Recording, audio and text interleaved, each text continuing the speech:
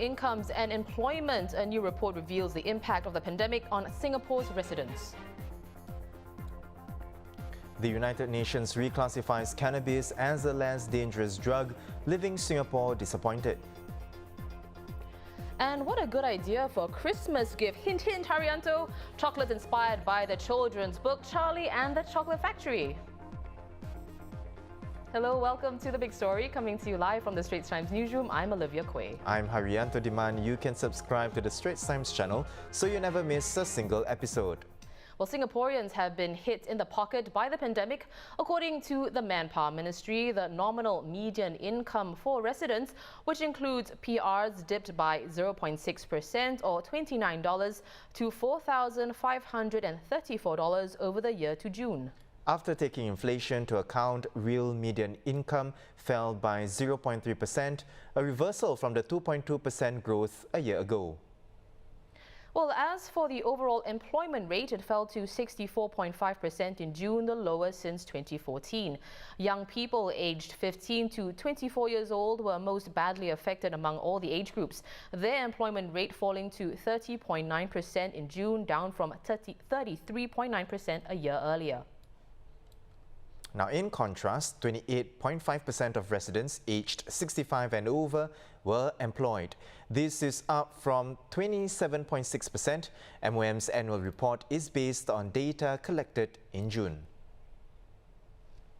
Well, in other news, Education Minister Lawrence Wong today shared 4 broad strategies that will go into shaping the future of education in Singapore. Speaking at the NUS 115 Distinguished Speaker Series, Mr. Wong stressed the importance of needs-based resourcing and helping marginalized students. First, we must double down on our ongoing efforts to maximize opportunities for the more disadvantaged groups and ensure that education remains an uplifting force for society. One emerging area of focus is mental health. Working with our schools and institutions of higher learning, we want to do more to destigmatize mental health issues, strengthen peer support, recruit more full-time counselors, and have more educators trained as para-counselors. Well, Mr. Wong also highlighted a multiple pathway approach to help students hone their different strengths, as well as the need to develop attitudes and skills beyond the books. It's really not binary, right? Especially if you take the perspective that training is not limited to book knowledge, it's not limited to what you learn in the university, and training is for life. I was interested in music from a very young age. I wanted to study music too, right? I would have loved to go to Berklee College of Music as opposed to studying economics. And I started to enjoy economics in school. I enjoyed what I do. But I don't give up music. I continue to play the guitar, I continue to play instruments, even today, I continue to learn new things on music. There is no need to make binary choices, right? There's no need to make binary choices, especially when you recognize that you can learn from so many different pathways, and it's so easily accessible, and learning is for life. Don't close yourself to these options and think that just because I can't do this, I have to settle for something less. Mr. Wong also touched on the need for more pervasive interdisciplinary learning to support career mobility and prepare Singaporeans for a more uncertain future. He brought up some ways in which employers and institutes of higher learning can make this happen. Employers must take responsibility and ownership of skills utilization. If it's just led by training providers or universities, it will not work. Companies and employers must be an integral part of this process. Hence the importance of workplace learning. Because we all know a lot of learning takes place on the job. It's often from learning by doing, it's a process of trial and error, but sometimes it's also through feedback and tips from colleagues or just by watching how other people do it. Too much of this learning is ad hoc today. It's not systematic, it's not structured, it's not even deliberately thought through, it's just ad hoc. All IHLs, especially our universities, must build relationships with your graduates. You need to build a lifelong relationship. with all of your students.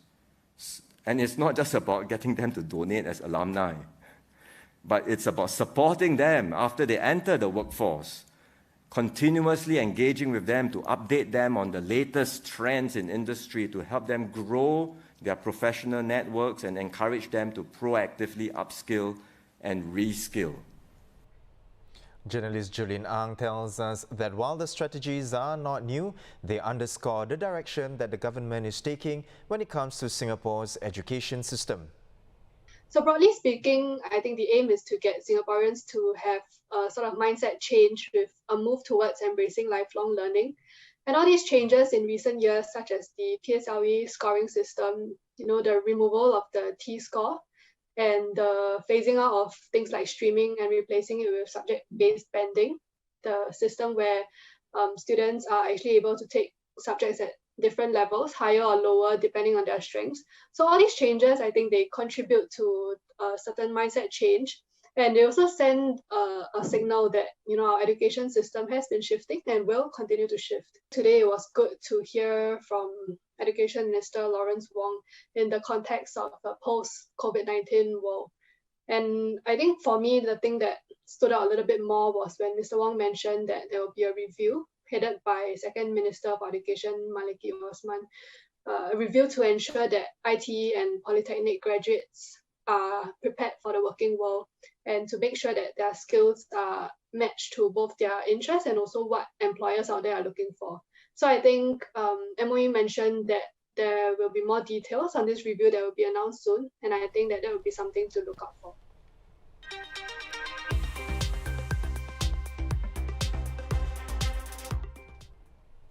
Nine new COVID-19 cases were confirmed in Singapore today. One case was from a workers' dormitory. The remaining 8 cases were imported and had been placed on stay-home notices when they arrived in Singapore. The Health Ministry will share more details tonight. In other local headlines, the government has registered its disappointment at the United Nations Commission's reclassification of cannabis as a less dangerous drug, saying this could fuel the wrong perception that it's less harmful than before. Today's statement from the Foreign Affairs Ministry came after the United Nations Commission on Narcotic Drugs voted to remove cannabis for medicinal purposes from a category of the world's most dangerous drugs. Food caterer Spice and its related company Spice Events were fined $32,000 today over a mass food poisoning incident that made more than 60 people sick and killed an auxiliary police officer. The Attorney General's Chambers and Singapore Food Agency said the companies were convicted of 14 offences related to the 2018 incident, including possessing food unfit for human consumption. Spice Events, a restaurant and licensed takeaway outlet Spice, were also found guilty of offences related to the hiring of unregistered food handlers, preparation of food in unlicensed premises, and for failing to keep clean cooking utensils and kitchen surfaces. 38-year-old Alverna Che Siu Pin was charged today over her alleged involvement in the death of her former boyfriend. She faces a charge of culpable homicide not amounting to murder. The body of Che's former boyfriend was found on May 16th at a car park in Bedok Reservoir Road. Che became a suspect during investigations and was later arrested.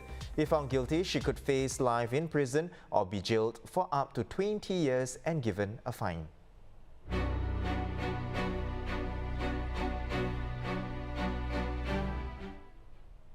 Well, Malaysian opposition leader Anwar Ibrahim has missed today's deadline to prove he has the majority support of his fellow MPs to topple Prime Minister Muhyiddin Yassin.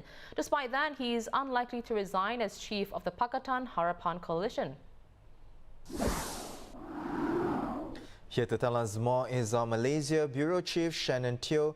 Shannon, any surprises there, or was the writing already on the wall last week when Parliament approved the 2021 budget?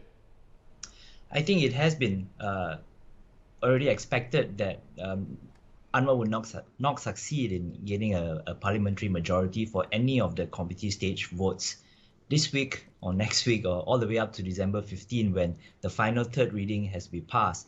Now, on last Thursday when they passed the second reading by a mere voice vote and there was no show of hands, Anwar came under huge fire. And after that, it was reported, and also we confirmed with several MPs that he had offered to resign if he could not prove his majority in a week's time. Now it's been a week, he hasn't been able to prove it. So by right, he should be offering his resignation, but there's been no word about that at all so far. So do you know what else is ahead for Mr. Anwar then? You already said that he's unlikely to resign just yet as Pakatan Harapan's leader. So what next for him actually? So it looks as if he will plod along. He'll continue to try for the next few weeks, all the way up to December 15, where the last vote is scheduled. Now, the reason for this is because most of his allies are reluctant to press the issue. They don't want to appear as if they are eager for him to go, even though they blame him for last Thursday's debacle. So no one has officially confirmed that he made the offer. This is just stuff that came out of the meeting last Thursday, out of the showdown talks, and it's become quite an open secret. Even some opposition MPs even joke about it without actually saying it in so many words. Now, the issue right now also is that who will replace Anwar if he does step down as opposition leader, as Pakatan Harapan chief. Now, the only real name that has surfaced is Parti Warisan Sabah President Shafi Abdal. He was former Sabah chief minister until September's state polls there saw him being ousted. Now, he hasn't made any specific declaration about his interests or his ambition to take the role, but his party has been absent from the vote this week. They are boycotting or abstaining this week in protest at how Anwar is leading the opposition. But they haven't specifically said that they want Shafi to be opposition leader. So there's a bit of tensions within the opposition right now. There is a question of whether Warisan will make their intentions clear, or they will still play tactically. They will continue to abstain, and they will continue to see how it develops with their opposition colleagues in Pakatan Harapan. Right. Shannon, then on that note, where does this leave the opposition bloc in general, as a whole? In somewhat of disarray, actually. Anwar is still nominally their leader, but there is so much unhappiness with him in Pakatan Harapan. We're not sure how long this can last, whether they really have confidence in him, whether he has the full support of his coalition. This coalition has 91 MPs. It is the biggest in the opposition, but the likes of Tun Mahathir Mohamad, our former Prime Minister, who only has 4 MPs in his party, he's influential as well. We've talked about Shafi Abdal. He is someone that people say has what it takes to be a Prime Minister candidate. So Anwar is holding on to his position, but there is a lot of talk, there is a lot of speculation, a lot of discussion within the opposition that it's time to move on. It's time to have a leader who can deliver us a victory. Now, Anwar, for all his merits, has never actually won an election and never become Prime Minister. He's waited for his chance for 22 years, but he's never been able to succeed in all the general elections that has preceded now. And with a general election that could be called as soon as next year, once the coronavirus situation is cleared up, the opposition needs to get its act together. Whether this is with Anwar at the helm or someone else, it remains to be seen. I see. Well, thank you so much for coming on the show, Shannon. We've been speaking to Malaysia Bureau Chief for the Straits Times, Shannon Teo, who was joining us live from Kuala Lumpur.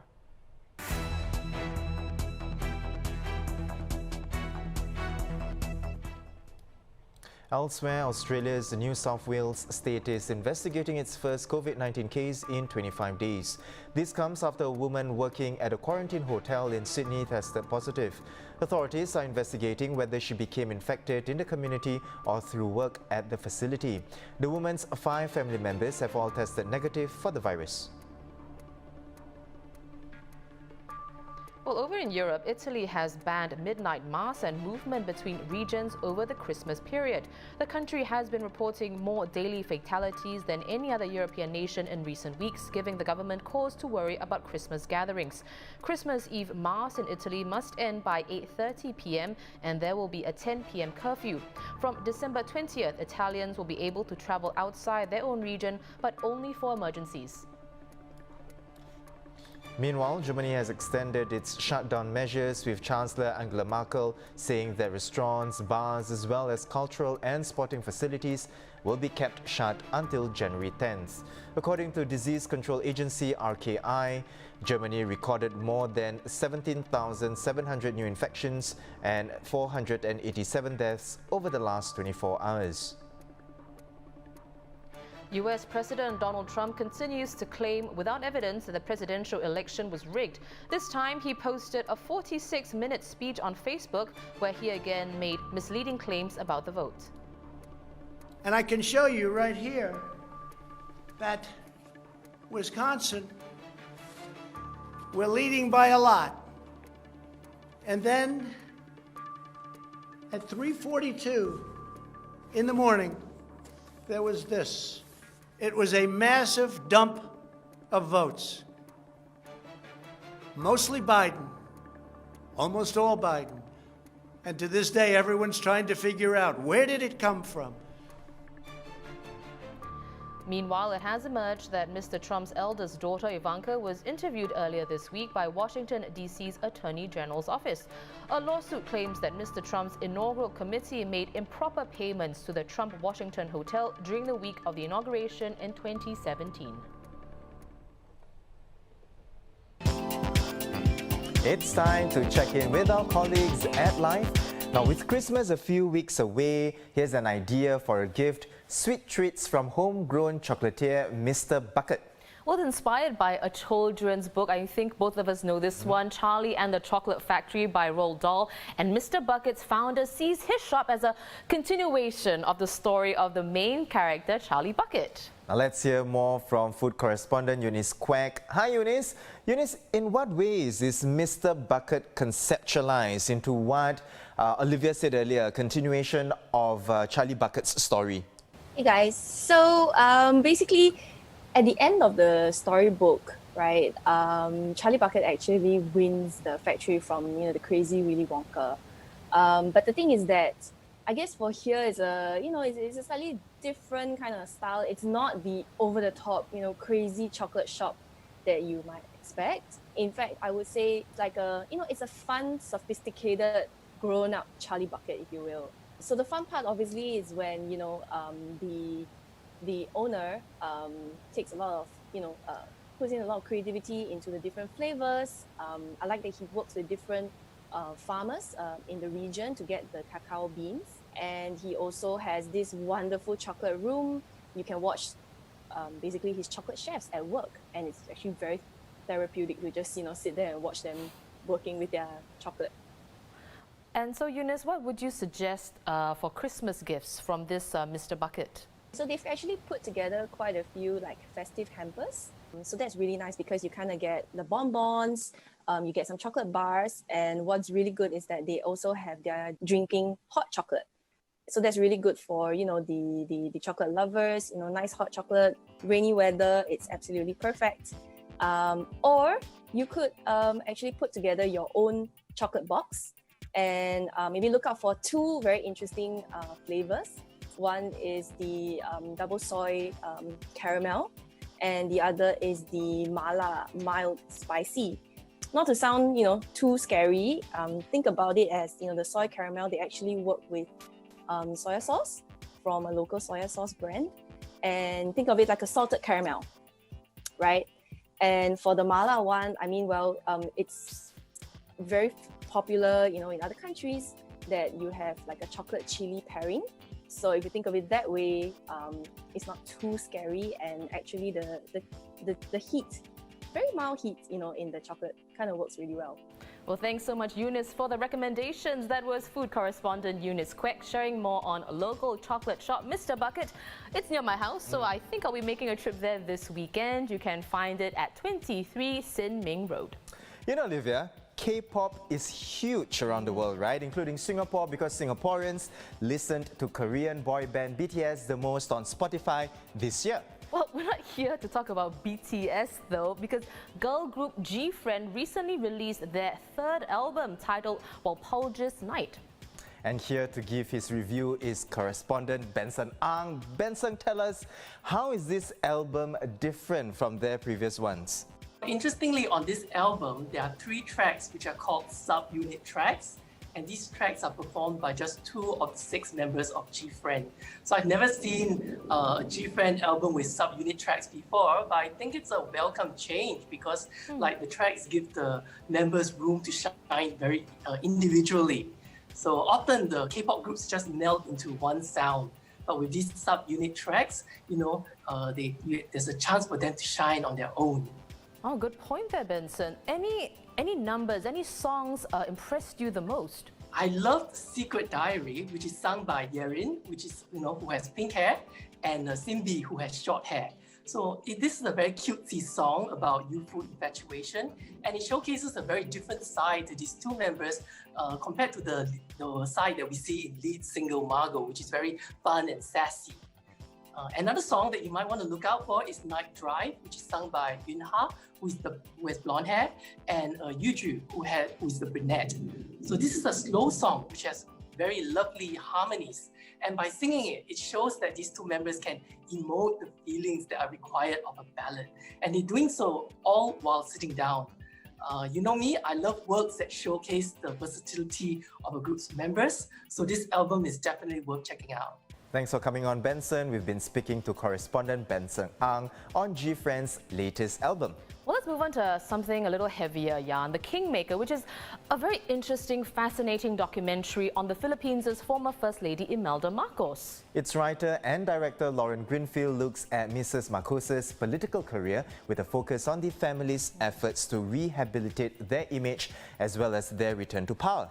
Well, film correspondent John Louis joins us now. John, what can you tell us about the structure of the documentary? We understand that the first part allows Mrs. Marcos to tell her narrative, but slowly as the documentary progresses, opposing viewpoints are introduced. So do you think, does it make for more powerful storytelling? Oh yeah, it's powerful in the sense that it's an emotional documentary.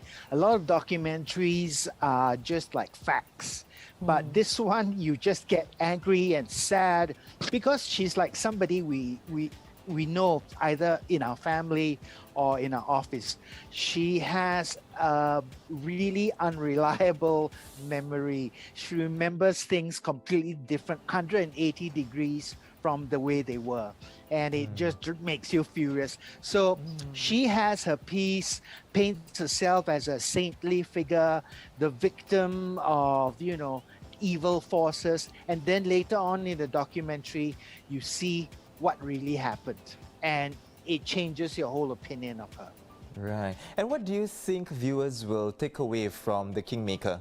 They take away the fact that, first of all, we're living in a modern time. She knows that as long as she keeps projecting her version of history, that the Marcos family loved the Philippines, that they did everything they could to help the Philippines. As long as she keeps repeating that, it will become reality in a manner of speaking. And then it's up to everyone else to correct her. And, sometimes people don't do that. So maybe she'll win. Well, thank you so much, John, for coming onto the show to tell us more about the film. That was film correspondent John Louis. Now, you can rent The Kingmaker from the Projector's virtual cinema at $10 for a 48-hour viewing window. Yep, I can't wait, actually. I think I'm about to do that. Well, the Friday section in tomorrow's paper will have even more suggestions, so keep an eye out for that. For more news and videos, visit straitstimes.com and, of course, subscribe to our YouTube channel by hitting the red button below. Once again, I'm Harianto Diman with Olivia Koeh. Join us tomorrow for more stories on A Big Story.